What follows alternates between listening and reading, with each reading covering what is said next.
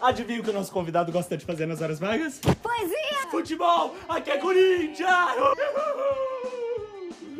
Não só isso, Neto, mas o nosso convidado, além de ter vivido não apenas um, mas 2 regimes autoritários, ele também fazia lindas poesias de amor e de política. Não, peraí, não sei. Vai além do futebol, tem que dar uma pesquisada. Eu também sou poeta. Clara Maria, meu coração por ti bate Ai, não tá bom. como um caroço de abacate. Tá péssimo. Tipo, não rola, eu não lampião consigo. Não vou lidar. aceso, Não vou nem. apagado. Tchau.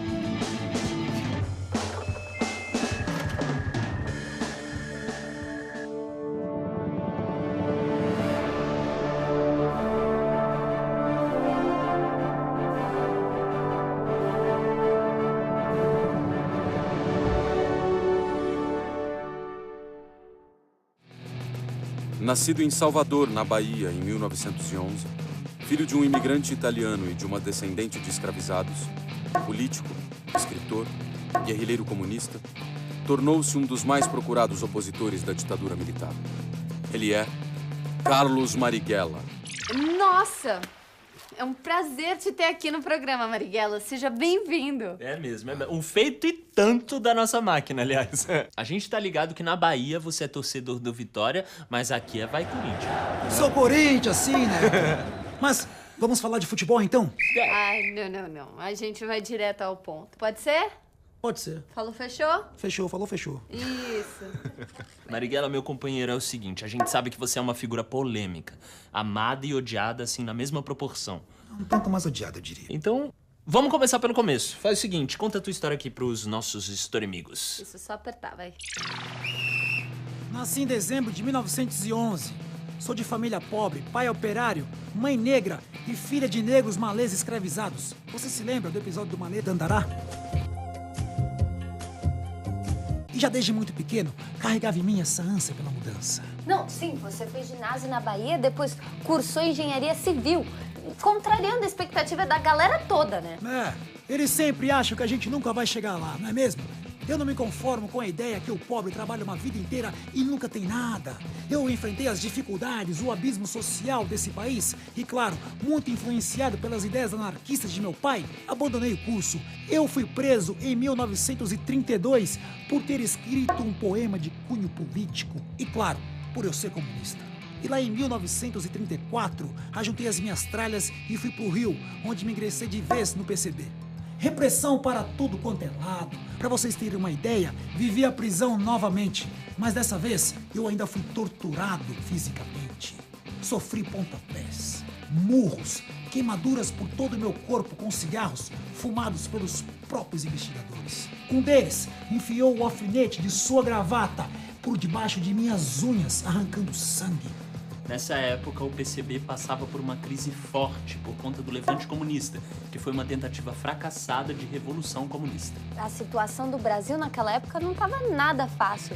Assim que o Vargas assumiu o poder, ele fez alianças com parte dos militares, uma parcela das elites. E com o medo crescente do comunismo, foi a condição perfeita para rolar um golpe do Estado Novo, que manteve o Vargas no poder. E inaugurou um dos períodos mais autoritários, inclusive, da nossa história, que talvez só perca para a ditadura militar de 64.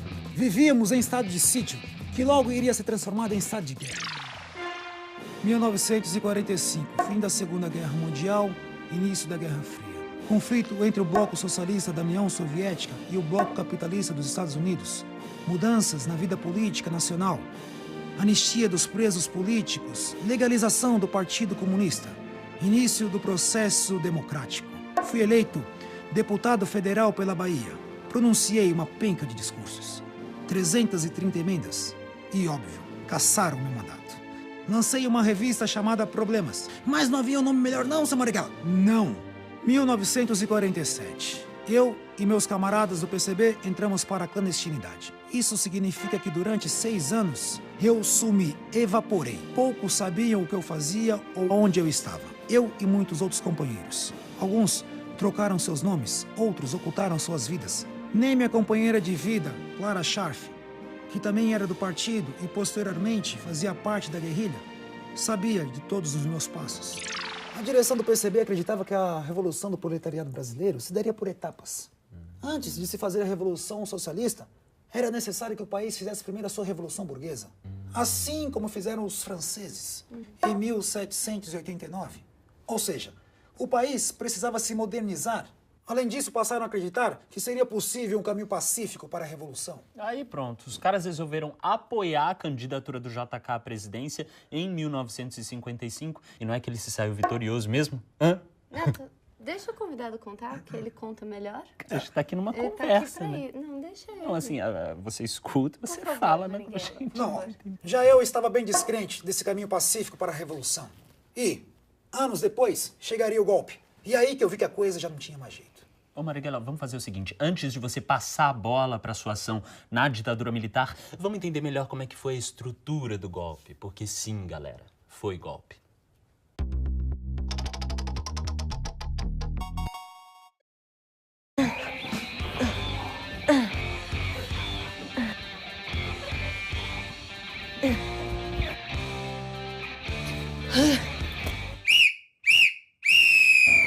O golpe de 1964 foi resultado de uma série de impasses e conflitos que rolaram por muitos anos. O clima de confronto era quente. E com a morte de Getúlio Vargas, o Café Filho governa por um tempo até as eleições em que Juscelino Kubitschek foi campeão. Mas não foi fácil. O JK era acusado de estar ligado aos comunistas, mesmo investindo pesado na modernização da economia do país. Apesar de ter recebido várias acusações de corrupção, o Juscelino cumpriu o mandato até que o Jânio Quadros assumiu a presidência.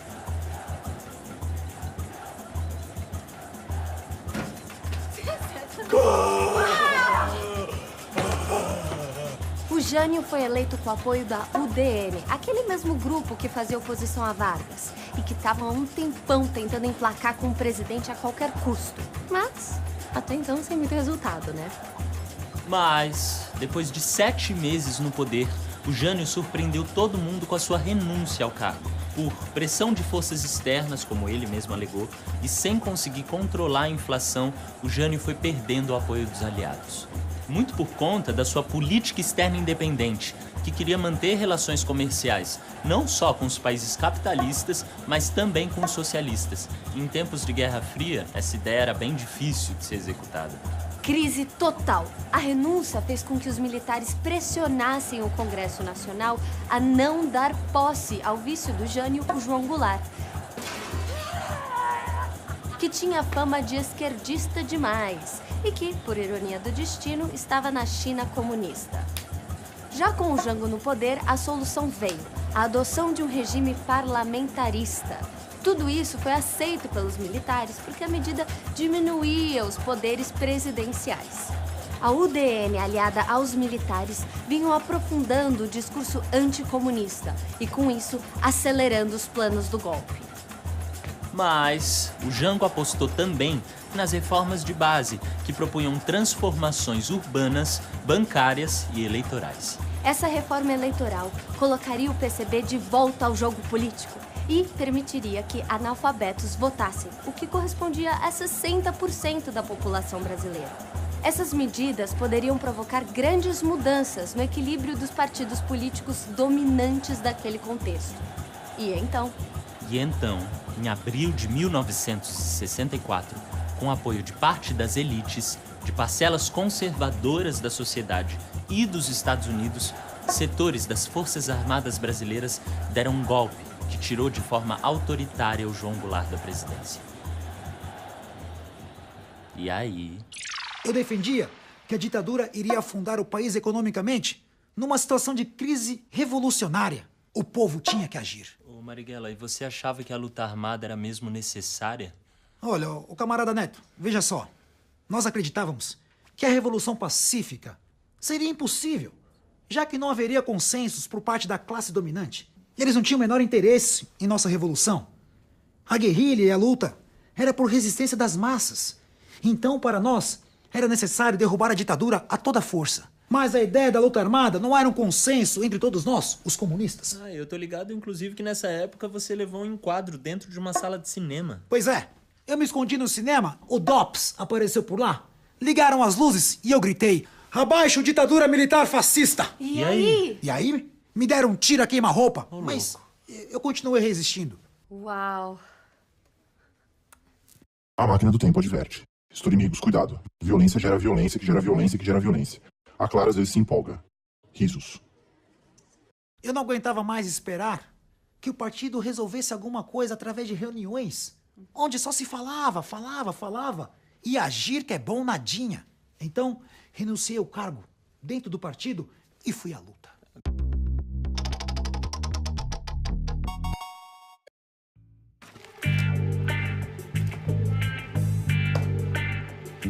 Para começar, eu gostaria que você me recitasse um poema amoroso, por favor.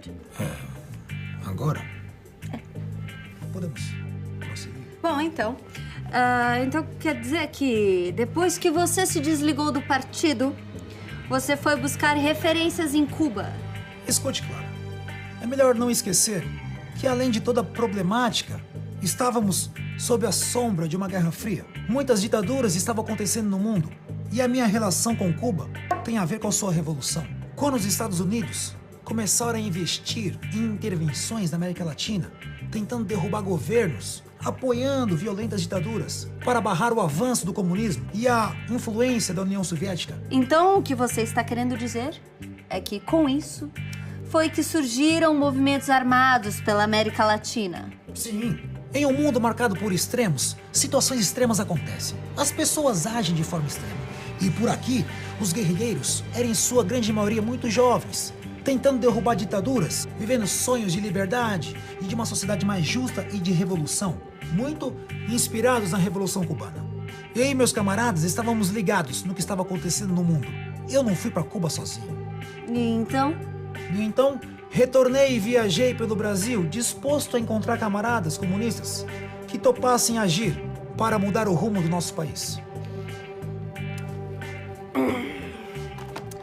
E foi aí que surgiu a Ação Libertadora Nacional, que moveu as guerrilhas urbanas. Isso aí, Clara. A gente queria que todos os oprimidos pela ditadura militar fizessem a Revolução Socialista. Mas como?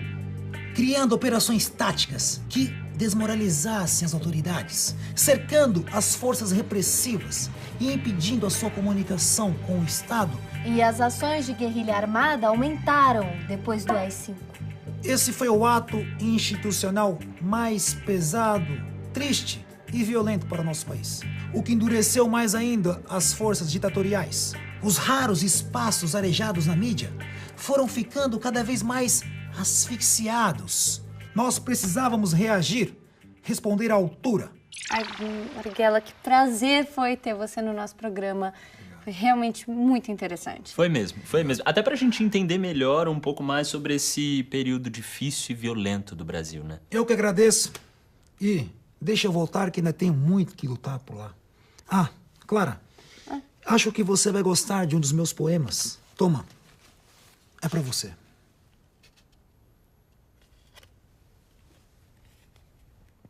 Tem pra você também, Neto. Ah, valeu.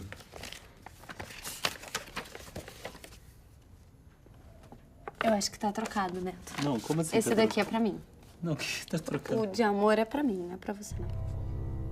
A perseguição à figura do Marighella envolveu toda uma estrutura de Estado. Cartazes, que nem a gente vê em filme de faroeste, eram colocados em jornais e postes, escrito procurado. Montaram uma emboscada, agendaram com ele um encontro na Alameda Casa Branca, em São Paulo. Nessa armação, o Carlos Marighella foi assassinado por uma equipe policial comandada pelo delegado Fleury.